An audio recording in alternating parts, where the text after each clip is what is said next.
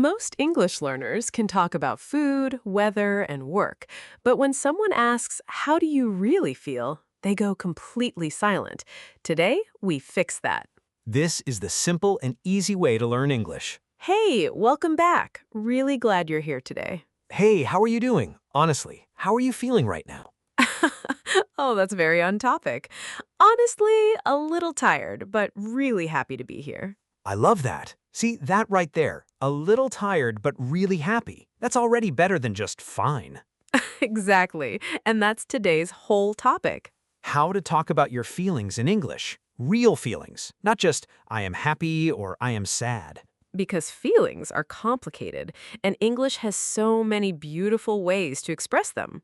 A1 level. Simple words, but very real, very human. If this kind of episode helps you, please like this video and subscribe to Daily English Channel. It really means a lot to us. Thank you.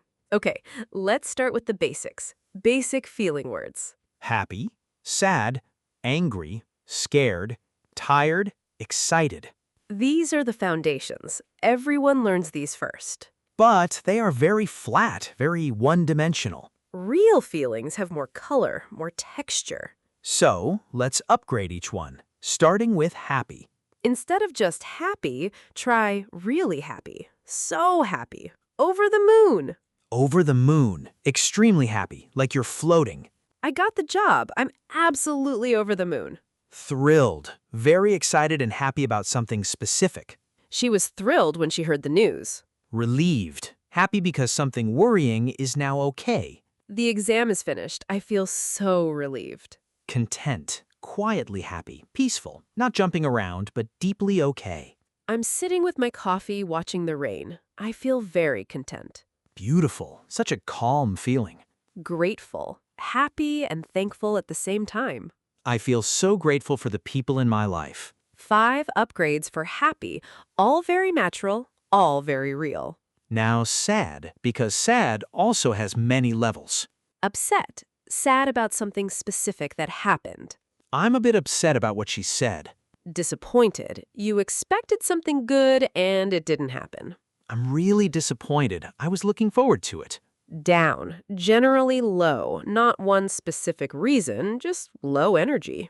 I've been feeling a bit down lately, not sure why. Very honest, very common feeling.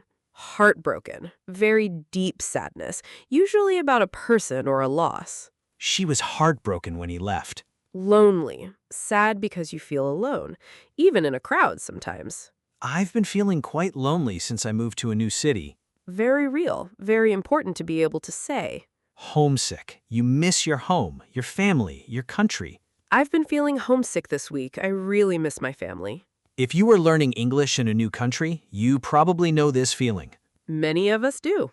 Now, stressed and worried, because these are very common everyday feelings. Stressed. You have too much to do, too much pressure. I've been really stressed with work lately. Overwhelmed, even bigger than stressed. Too much. Can't cope. I feel completely overwhelmed. I don't know where to start. Anxious, worried about the future, about something that might happen. I feel a bit anxious about the presentation tomorrow. Nervous, similar to anxious, usually about a specific event. I'm so nervous about my interview. Worried, thinking about a problem, can't stop thinking. I've been really worried about my parents lately. On edge, tense, ready to react, not relaxed. I don't know why, but I've been feeling on edge all day. All very human, all very normal. And being able to say these things, that is powerful. Quick pause. We want to hear from you right now. How are you feeling today? Really, in one English sentence. Write it in the comments. Use one of the words from today if you can. No wrong answers, just honest ones. We are reading every comment. Now, positive energy feelings, because life has good moments too. Excited, you can't wait for something, full of energy. I'm so excited about my holiday next week. Motivated, you want to work, you have energy to do things. I feel really motivated today. I want to get everything done. Inspired, something or someone gave you a new idea or energy. I watched a documentary last night and I feel so inspired. Confident, you believe in yourself, you feel strong. I feel confident about the exam. I prepared well. Energized, full of physical and mental energy. I had a great sleep and I feel completely energized. Hopeful, you believe good things will happen. Even though things are hard, I feel hopeful about the future. Beautiful word, very important feeling. Now, physical feelings, because our body and emotions are connected. Exhausted, extremely tired, much stronger than tired. I'm absolutely exhausted. I need to sleep for a week. Drained, all your energy is gone. Empty. That meeting really drained me. I have nothing left. Restless, you can't relax, you can't stay still. I feel restless tonight. I can't sit down. Under the weather, not feeling well, a little sick. I'm feeling a bit under the weather today. I think I'm getting a cold. Run down, tired and a little sick. Your body is weak. I've been run down all week. I need to rest. Numb. You can't feel anything, like your emotions are switched off. After all the bad news, I just feel numb. I can't process it. Very human, very real, very important to be able to express. Now, real dialogue, so you can hear feelings in real conversations. Dialogue 1. Two friends. Hey, you okay? You seem a bit quiet today. Honestly, I've been feeling a bit down. Nothing specific, just low. I'm sorry. Do you know why? Not really. I think I'm just tired and maybe a bit overwhelmed with everything. That makes sense. You've had a lot on lately. Yeah, I'm sure it'll pass. How about you? You seem happy today. Actually, yes. I got some really good news this morning. I'm absolutely thrilled. Oh, that's wonderful. What happened? I'll tell you over coffee. Come on, you need a break. You know what? Yes, I do. Natural, warm, real. Down, overwhelmed, tired, thrilled, all in one short conversation. And notice, they were honest with each other. That's what real friendship looks like. In any language. Dialogue 2. Someone describing their week. How was your week been? Honestly, up and down. Monday, I was really motivated and got loads done. Tuesday, I felt completely drained for some reason. I hate days like that. Right? And Wednesday, I had that presentation. I was so nervous beforehand, but it went well, and I felt relieved and actually quite confident afterward. That's great. You'd prepared really well. I had. And yesterday, I just felt content, like everything was okay. It was a nice feeling. And today? Today, I'm a little on edge. Big meeting this afternoon, but I'm hopeful. You'll be great. You always are. Motivated, drained, nervous, relieved, confident, content, on edge, hopeful. 8 feeling words in 1 week, in one person. Because feelings change every day, sometimes every hour. And now you have the words for all of them. Okay, one more important section. How to ask someone else about their feelings. Because talking about feelings is not just about yourself. It's about connecting with others, too. Are you okay? Simple, direct, very caring. You seem a bit quiet today. Everything all right? Noticing someone, checking in, very warm. How are you really feeling? The word really changes everything.